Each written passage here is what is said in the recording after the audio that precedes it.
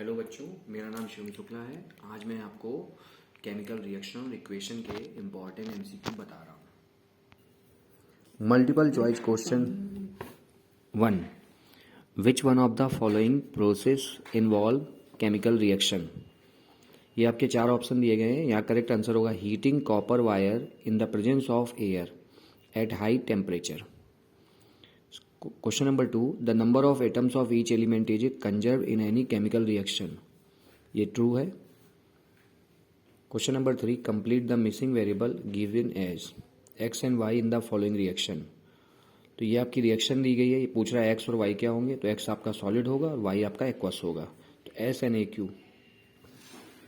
Question number 4. Identify x and y in the following. यहाँ पर x और y का अमाउंट बताना, तो यहाँ पर 4HNO3 लेंगे और यहाँ पर 2NO2 प्रोड्यूस होगा यानी 2, तो 4 और 2 करेक्ट होगा। The following reaction example of, ये जो रिएक्शन है किसका एग्जाम्पल है, तो ये रिएक्शन एग्जाम्पल है कॉम्बिनेशन रिएक्शन का भी एग्जाम्पल है और इसमें एक्जोथर्मिक रिएक्शन का भी एग्जाम्पल है, क्योंकि इसमें एनर्जी हीट रिलीज होगी। तो करेक्ट ऑप्शन हो जाएगा सी, सेकेंड एंड 4।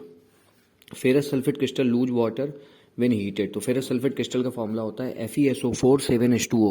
तो जब FeSO4 7H2O को हीट करते हैं तो 7 वाटर मॉलिक्यूल लॉस हो जाते हैं। और how many molecules of water loss, 7 molecules loss हो जाते हैं, तो 7।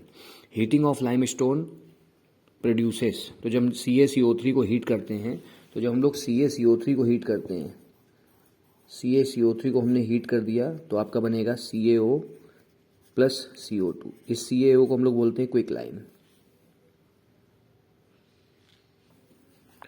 Question number 4. Carbon dioxide gas burn with A pop sound. बिल्कुल ही गलत स्टेटमेंट है, क्योंकि hydrogen gas burn with A pop sound when a burning candle is brought near it, तो ये आपका फॉल्स हो जाएगा। Question number 9. The formation of quick lime CaO and carbon dioxide CO2 from calcium carbonate is example of thermal decomposition reaction. मैंने अभी पीछे आपको बताया था, जब हम CaCO3 को हीट करते हैं तो CaO प्लस CO2 बनता है।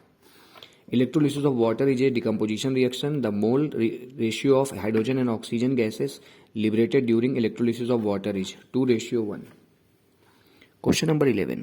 Which of the following can be decomposed by action of sunlight? तो action of sunlight में AgBr डिकम्पोज होता है।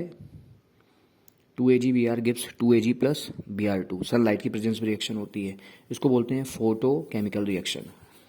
What will happen when silver chloride is placed in sunlight. तो जब हम 2AgCl को सनलाइट में रखते हैं तो 2Ag प्लस Cl2 बनता है। तो white silver coloured gas change into grey coloured compound, decomposition takes place.